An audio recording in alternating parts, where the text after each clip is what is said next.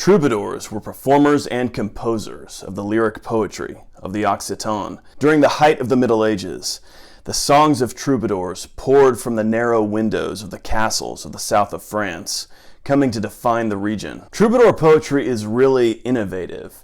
It's a major departure from a lot of earlier poetry. You think of a great old epic poem like Beowulf. I mean, it's an awesome tale of warfare and courage, but troubadour poetry gives us insight into the intimate feelings of a knight of the 12th century. Life, death, longing, war, and of course, romantic love. Troubadours were mostly men. They were knights. These were men of war, but they were also men of the court. These were men who knew how to entertain the noblewomen of their day in more ways than one. We do have a few examples of female troubadours. One of the most famous is the Comtesse de Dia, the Countess of Dia. There was no Count of Dia that we can find, and so that name in itself appears to be some kind of pseudonym. Her identity was unknown, but whoever she was most certainly some important noblewoman, because her life is well attested in the writing of the day. Her poetry is remarkable, and it expresses a full range of human emotions. We're going to look at a couple of her poems today. This is called Cruel Are the Pains I've Suffered. Cruel are the pains I've suffered for a certain cavalier whom I have had. I declare I love him, let it be known forever. But now I see that I was deceived. When I'm dressed or when I languish in bed, I suffer a great anguish. I should have given him my love. One night I'd like to take my swain to bed and hug him, wearing no clothes. I would give him a reason to suppose he was in heaven, if I deigned to be his pillow, for I've been more in love with him than Floris was with Blanchefleur. My mind, my eyes, I give to him, my life, mon coeur. When will I have you in my power, dearest friend, charming and good? Lying with you one night, I would kiss you so you could feel my ardor. I want to have you in my husband's place. Of that you can rest assured, provided you give your solemn word that you'll obey my every command.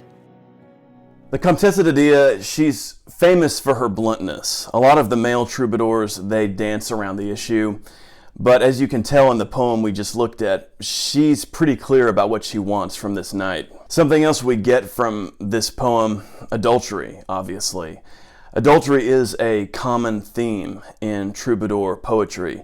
In an age of political marriages, it would make sense that romantic love within the context of adultery would be something that would come up. This doesn't mean at all that marriages were loveless in this period of time. I think that's a mistake that moderns make to assume that.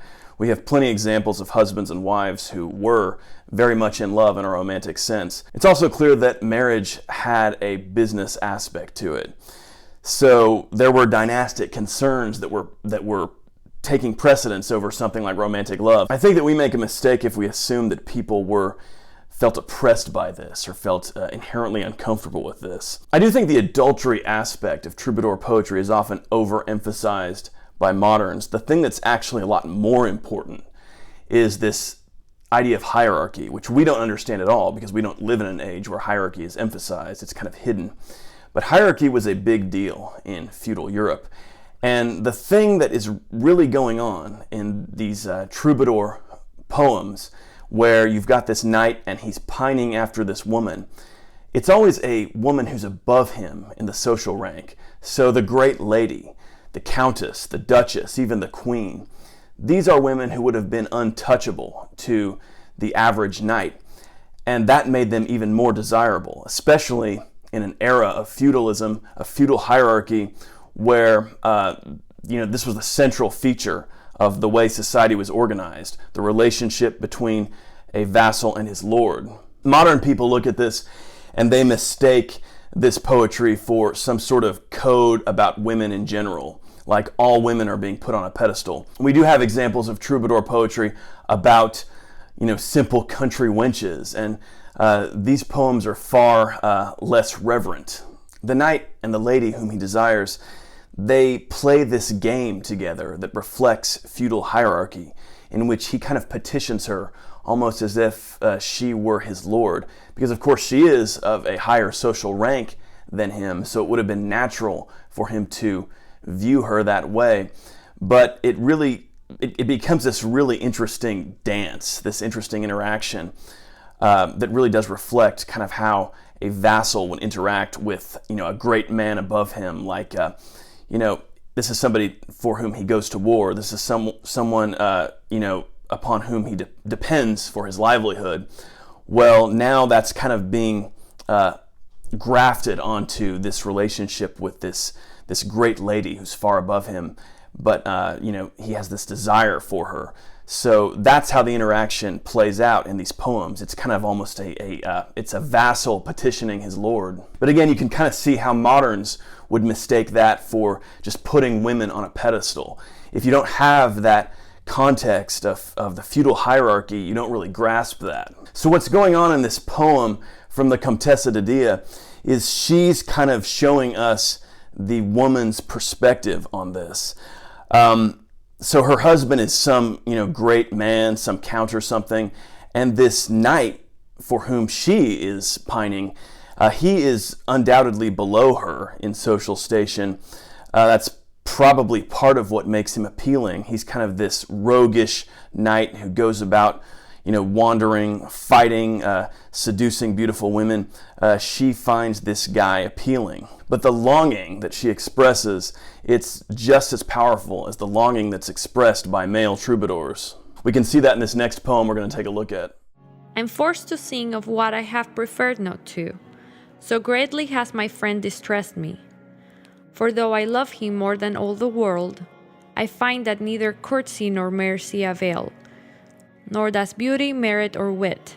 If I behaved toward him disdainfully, I wouldn't expect such lies and vile treatment. My behavior toward you has been above reproach, my friend. In this I find solace. For I have loved you more than Selwyn loved Valenza, so I'm gratified to surpass in ardor you, thought to be audacious. The way you speak and act toward me suggests contempt, whereas toward others you are more gracious.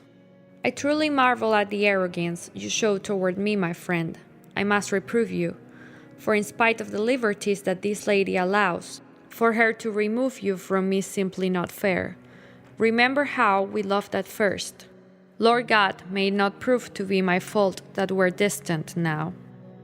The great prowess, the noble worth that you possess prevents me from departing, for I know no woman living near or far who wouldn't be drawn by you, provided she were open to love. But you, my friend, are so knowing that I'm sure you'll distinguish her who is most loyal, and recall our vows. Of my beauty and worth I must avail myself, my line and even more so my true heart. Therefore I send to where you dwell this song as messenger.